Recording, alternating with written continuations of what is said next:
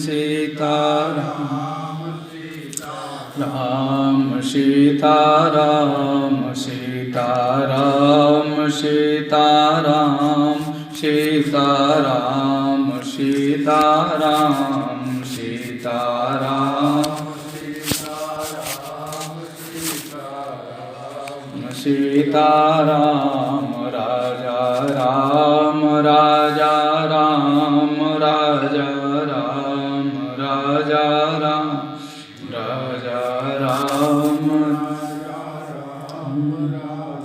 राम राजा राम सीताराम सीताराम सीताराम सीताराम सीताराम सीताराम सीताराम राजा राम राजा राम राजा राम राजा राम राजा राम राजा राम दशरथ राम दशरथ राम राजा राम राजा राम दशरथ राम दशरथ राम राजा राम सीताराम सीताराम सीताराम सीताराम सीताराम सीताराम सीताराम सीताराम सीताराम सीताराम सीताराम सीताराम सीताराम सीताराम बोले गुरुदेव भगवान की। पंचवादन करो, इससे ज़्यादा नहीं।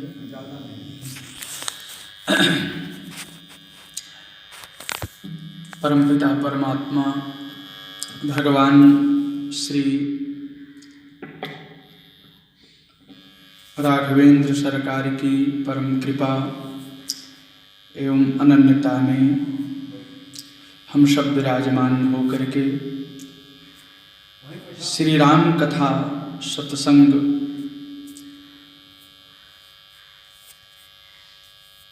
के माध्यम से आत्मलाभ प्राप्त कर रहे हैं। उपस्थित श्री आचार्य गुरुदेव भगवान के श्री चरणों में एवं समस्त राम भक्त बड़े भाई, बालकांड अयोध्या कांड एवं अरण्य कांड की कथा के उपरांत किष्किंधा कांड की कथा का शुभारंभ होता है। अरण्य कांड की समाप्ति में भगवान राम श्री लक्ष्मण से कहते हैं कि हे सौमित्र, प्रणष्टमशुभम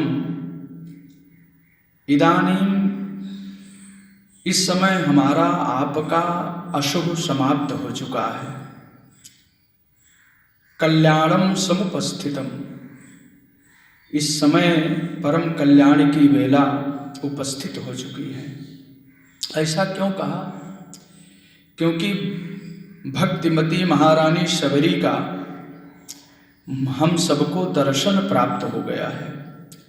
भक्तिमती माता शबरी ने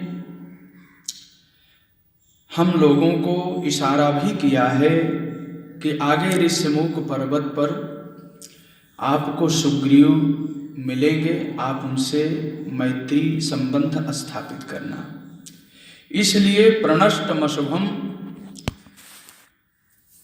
यत्र कल्याणम समुपस्थितम, इस मतंग ऋषि के आश्रम में आकर के भक्तिमती शबरी के द्वारा विविध स्थानों का, सरोवर का जो दर्शन हमको प्राप्त हुआ, उससे सारा अशुभ समाप्त हो गया और कल्याण भी उपस्थित हो गया है।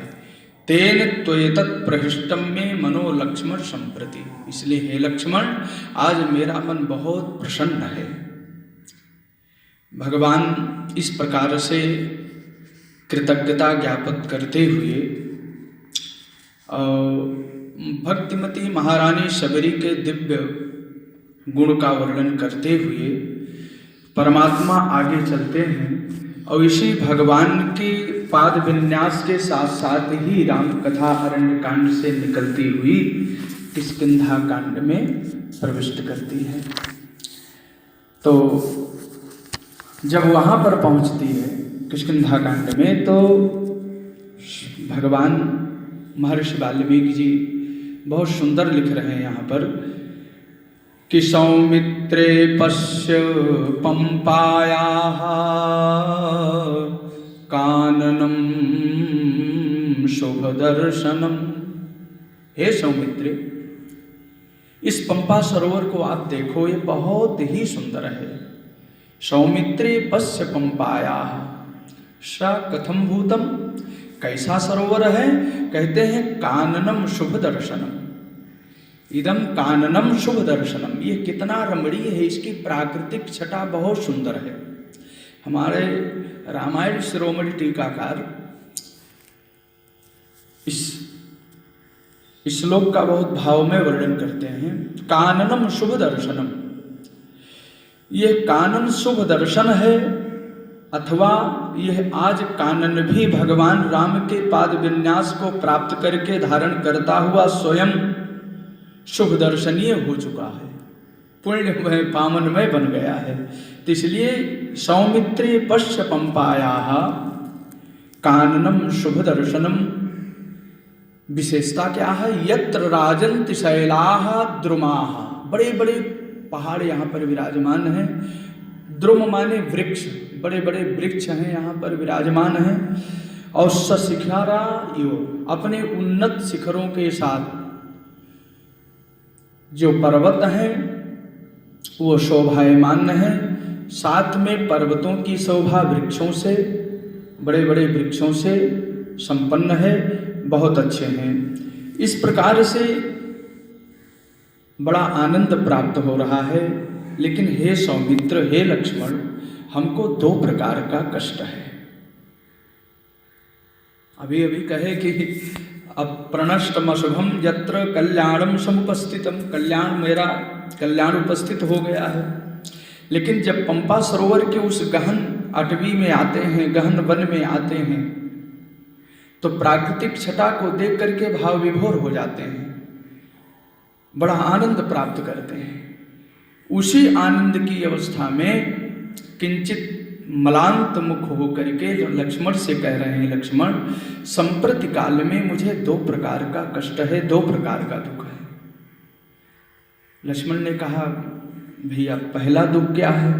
तो कहा, पहला दुख तो भरत का वियोग, हमको भरत की याद आ रही है। क्योंकि श्री राम को भरत की याद आ रही है और भरत को राम की याद आती है। भरत नंदीग्राम में रह करके राम राम रटते हैं, राम राम जपते हैं, और भगवान दंडकारण्य में रह करके भरत की याद करते हैं। तुम राजा भरत भवम, भगवान ने अयोध्या कांड में यही कहा है कि हे भरत तुम राजा बन जाओ। चित्रकूट की धरती पर जब अयोध्या कांड में कथा प्रवेश करती है, भगवान चित्रकूट पहुंचते हैं और भरत मनाने के लिए जाते हैं। भगवान याद क्यों कर रहे हैं, कैसे याद कर रहे हैं?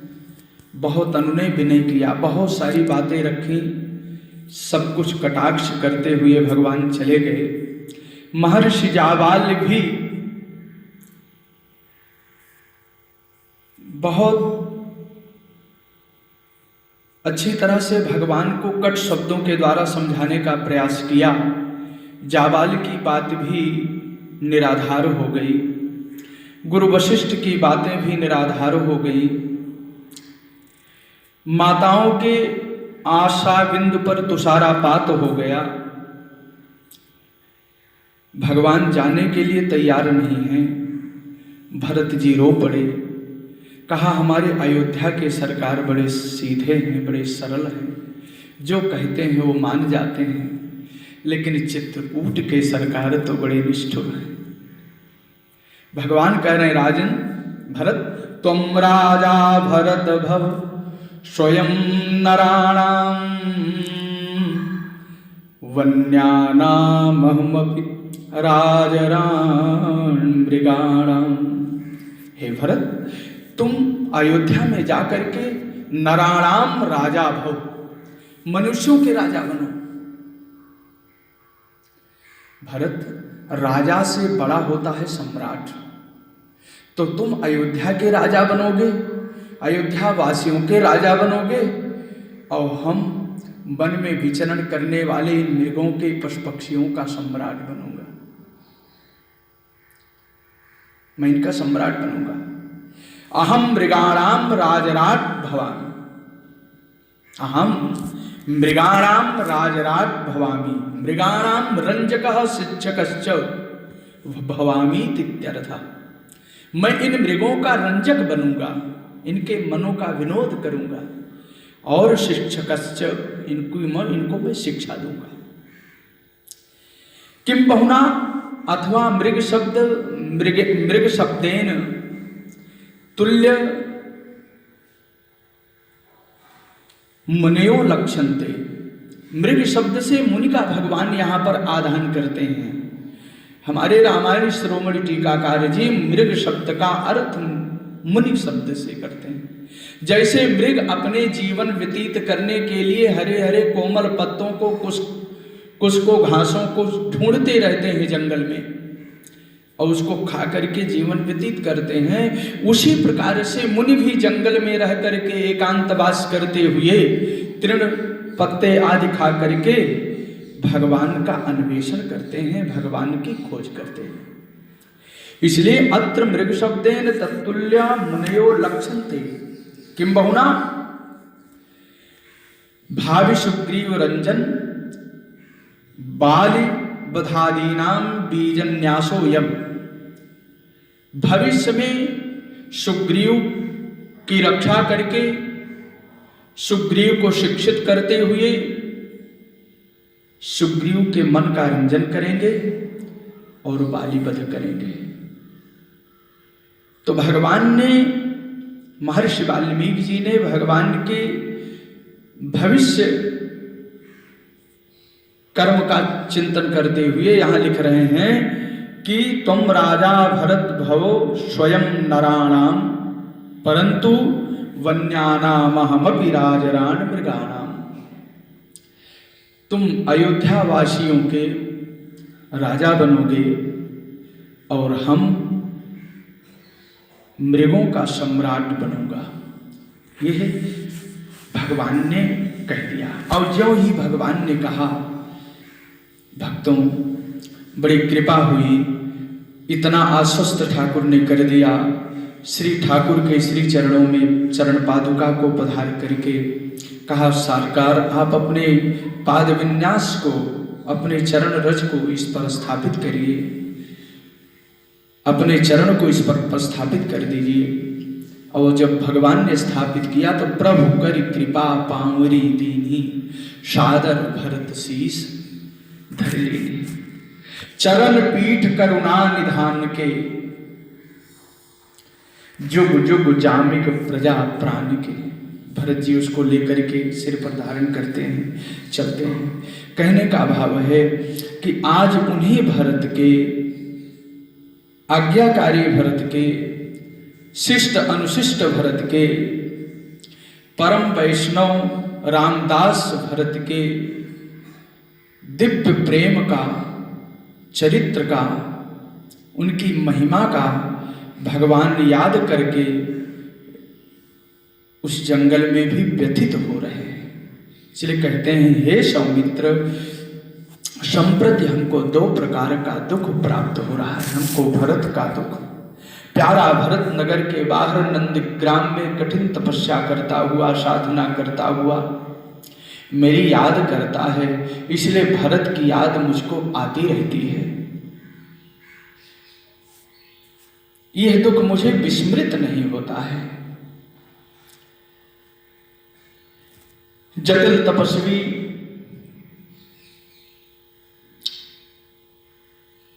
भरत की मूर्ति, भरत का दिव्य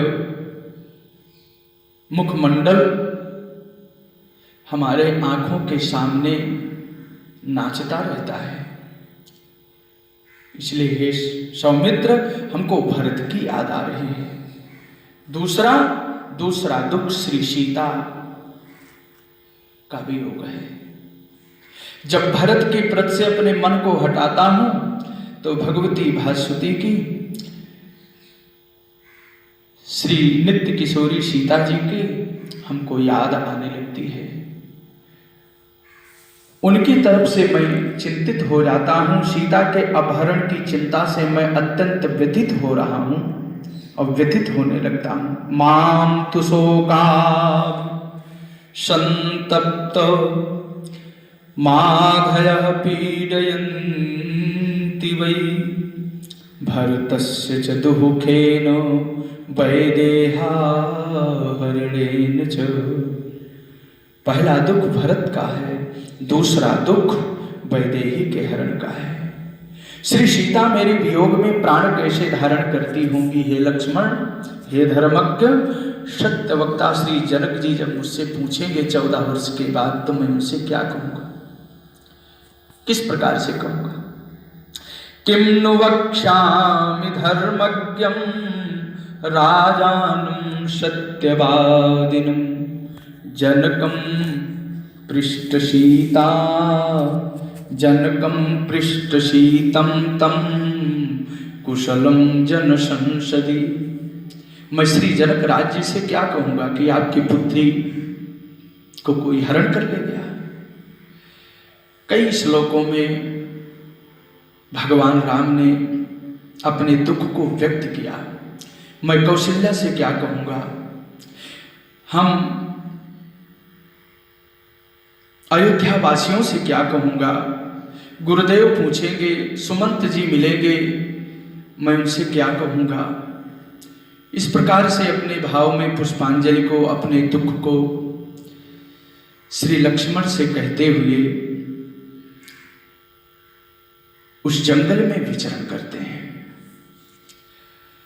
लक्ष्मण ने कहा, भैया उत्साह ही सबसे श्रेष्ठ बल है। उत्साह से बढ़कर के संसार में कोई दूसरा बल नहीं है। सबसे परम बल जो है उत्साह है।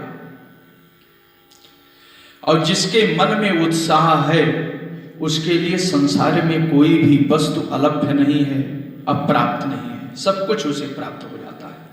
उत्साहो बलवान आर्य नास्त्युत्साहात् परम बलम सोत्साहस्य हि लोकेषु न किंचिदपि दुर्लभम। हे भाई, हे राघव, आप अपने अंतःकरण में उत्साह को धारण करें और इसी उत्साह के कारण ही, इसी उत्साह से ही हम माता सीता का अन्वेषण करेंगे, उनको प्राप्त करेंगे। अनेकों प्रकार के धर्म वचन के द्वारा, उपदेश के द्वारा शोक संतप्त, महाशोक में व्याकुल रघुनंदन श्री राम जी को श्री लक्ष्मण ने बहुत समझाया। अंततः भगवान ने अपना शोक परित्याग कर